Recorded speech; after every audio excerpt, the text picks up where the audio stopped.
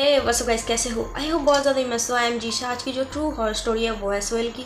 सोहेल जो थी वो मतलब सुबह को वो घर से निकलती थी, रात को घर पे लौटती थी, मतलब सारा दिन आवारागर्दी। एंड ये चीज़ उसकी फैमिली को एकदम भी पसंद नहीं था। ऑफ कोर्स नहीं होना चाहिए किसी की पेरेंट्स को ये सब चीज़ें। तो उसे काफ़ी ज़ोर ज़बरदस्ती से साउथ कोरिया भेज दिया जाता है। वो वहाँ पे 2-3 साल काम करने के बाद वही की एक लड़की से शादी कर लेती है एंड फिर अपने देश पे लौट आती है, बांग्लादेश में लौट आती है। फिर उसकी फैमिली सारी जो रिलेटिव्स थी वो पूछने लगती है कि बहू को कब लाएगा, बहू को कब लाएगा। तो जो सोहेल था वो भी बोलती है कि हाँ मैं लाऊंगी, जल्दी लाऊंगी, एंड सारी अरेंजमेंट कर लेती है बहू को लाने की। बट उसके दूसरे दिन उसकी जो नज़र थी वो पड़ती है उसकी पड़ोस की लिली पर। एंड लिली भी देखने में काफ़ी सुंदर थी। एक गाँव की लड़की काफ़ी सुंदर होती है। एंड सोहेल भी काफ़ी हैंडसम थी, उसकी जो फेस थी वो काफ़ी अट्रैक्टिव थी।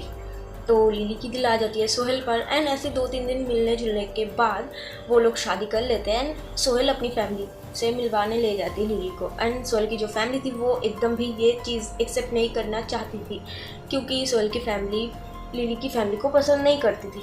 क्योंकि लिली की फैमिली में उसकी कुछ रिलेटिव, उसकी फादर भी ऐसी जो काला जादू है, ब्लैक मैजिक है, उन सब से जुड़ी हुई थी। वो लोग करते रहते थे कभी कभी। एंड इसी कारण की वजह से सोहेल की फैमिली उसको पसंद नहीं करती थी, इवन लिली को भी नहीं पसंद करती थी। तो ठीक है, बेटे ने शादी कर लिया तो उनको एक्सेप्ट करना पड़ा। एंड 2-3 साल ऐसे बीत जाती है। उसके बाद सोहेल की एक बेटी होती है। एंड बेटी होने के 2-3 महीने के बाद जो लिली थी वो उससे दूर होने लगती है, ना ही घर पे आती, वो अपनी मायके में ही पड़ी रहती थी, ना ही उसकी जो बच्ची थी उससे मिलने की मौका देती थी। एंड यही से सोहेल की जो मेंटल हेल्थ थी वो ख़राब होने लगती है। अब उसकी जो मेंटल हेल्थ थी वो काफ़ी ज़्यादा ख़राब हो जाती है। एंड वो कभी कभी तो खुद को अल्लाह मानने लगती है, कभी कभी खुद को मतलब ऐसा कुछ भी मानने लगती है एंड चिल्लाती थी। एंड ये देख के सोहेल की फैमिली सोहेल को एक मौलवी साहब के पास ले जाती है। एंड वो मौलवी एकदम डायरेक्ट बता देती है कि तेरे लड़के के ऊपर ब्लैक मैजिक किया हुआ है एंड मैं इसमें कुछ नहीं कर पाऊँगी।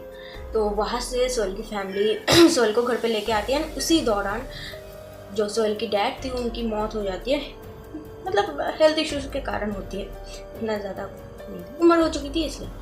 उसके बाद जो सोहेल की बड़ा भाई था, सोहेल से पहले उसका 3 भाई है, जो उसका सबसे बड़ा भाई था वो सोचती है कि जो भी है भाई तो मेरा ही है, जो भी किया वो भाई मेरा ही है, तो इससे तो कुछ करना पड़ेगा। एंड उसकी जो भाई थी वो उस गांव की सबसे अच्छी मौलवी साहब को बुला के लाती है। मौलवी साहब आते ही घर पे कुछ महसूस कर लेता है। तब वो जो घर पे छोटे छोटे बच्चे थे, कितने भी भाई के बच्चे थे, सबको बाहर कर देता है, दरवाज़ा लगा देता है। और जो जो छोटे छोटे बच्चे थे वो खिड़की से झाँक के देखती है। क्यूरियोसिटी होती है ना कि क्या हो रहा है अंदर, एक क्यूरियोसिटी। उसके बाद जो तांत्रिक था वो एक गोला बनाती है जहाँ पर सोहेल को बिठाती है, एक और गोला बनाती है जहाँ पर वो बैठती है। उसके बाद वो रिचुअल स्टार्ट करती है। अब मतलब साइड साइड में उसकी फैमिली बैठी थी, सोहेल के फादर नहीं, उसकी मदर एंड उसकी 3 भाई ऐसे। एंड रिचुअल स्टार्ट कर देती है एंड बताती है, उसकी फैमिली को सारी बात बताती है कि देखो तुम लोग डरना मत, यहाँ पे 3 जीन आएगा जो कि मेरी है, अच्छी जीन है, तुम लोग डरना मत। एंड कुछ देर बाद उस जगह की जो माहौल थी वो काफ़ी भारी भारी सा हो चुका था, मतलब ऐसा लग रहा है कि हाँ कुछ है। उसके बाद मौलवी साहब उस जीन को बोलती है कि तो यहाँ पे रुक, अगर मतलब ऐसा कि मेरे अंदर से अगर कोई शैतानी जीन निकले तो वो अच्छा जीन पकड़ लेगा, ऐसा इसलिए बुलाया था। फिर सोहेल से सवाल जवाब पूछती है कि तुम कौन हो, तुम कहाँ से आए हो। एंड सोहेल की जो आवाज़ थी, नॉर्मल आवाज़, उससे वो आवाज़ काफ़ी भारी हो जाती है। एंड बता दे कि हम खुद से नहीं आए, हमें लाया गया है। एंड तांत्रिक ये बात सुन के थोड़ा सा हैरान होती है कि हम कितने लोग हो तुम लोग।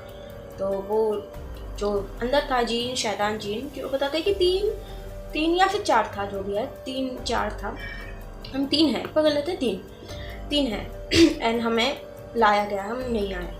तो मौलवी साहब पूछती है कि तो कौन लाया तुम्हें एंड क्यों। तो जो जीन था वो बताती कि इसकी जो पत्नी है वो हमसे एक डील किया था जिसमें वो हमें 3 भैंस और 2 बकरी देगी। एंड इसके बदले हमको इसके अंदर आके इसकी माइंड को चेंज करना था एंड लिली से शादी करवाना था। मतलब एक ऐसा होता डील कि मैं ये दूँ तो तुमको ये देना पड़ेगा मुझे, बताइए। तो मौलवी साहब पूछती है कि तो शादी हो गया है तो तू छोड़ा क्यों नहीं इसको। तो वो जीन बताती है कि हम छोड़ तो देते, बट उसकी जो पत्नी थी वो हमारी डील को पूरी नहीं की। वो 3 भैंस तो दे चुकी है बट 2 बकरी नहीं दी है। मैं क्या बताऊँ। उसके बाद जो मौलवी साहब था वो बताते कि ठीक है, तू अभी छोड़ दे, सोहेल तुझे दे देगा, मतलब ये तुझे दे देगा।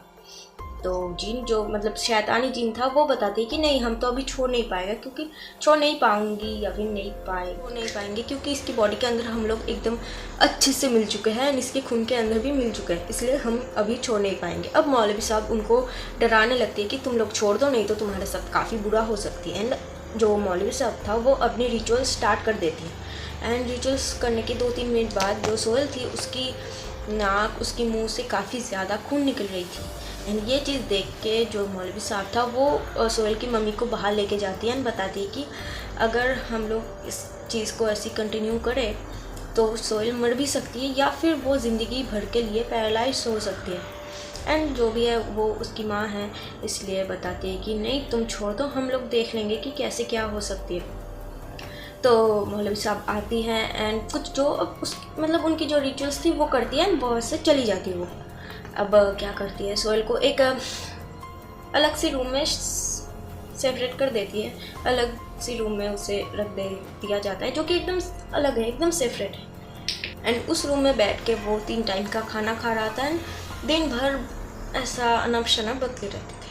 अब क्या है, जो सोहेल की फैमिली है वो ना अभी डॉक्टर को भी दिखाया कि शायद अगर कुछ मेंटल की प्रॉब्लम है, मेंटलिटी प्रॉब्लम है, तो ऐसा डॉक्टर को दिखाएंगे तो शायद ठीक हो जाएगा। तो उसकी जो दवाई थी, उसकी जो खाने पीने की खर्च थी, वो जो मेंटेनेंस थी वो ना काफ़ी ज़्यादा बढ़ जाती है। एंड इसी कारण की वजह से सोहेल की फैमिली, जो सोहेल की रूम है उसके बगल में एक और रूम है जो कि खाली पड़ी हुई है, तो उसमें सोहेल की फैमिली एक किराएदार बैठा देती है जहाँ पर किराए में एक आदमी रहती है।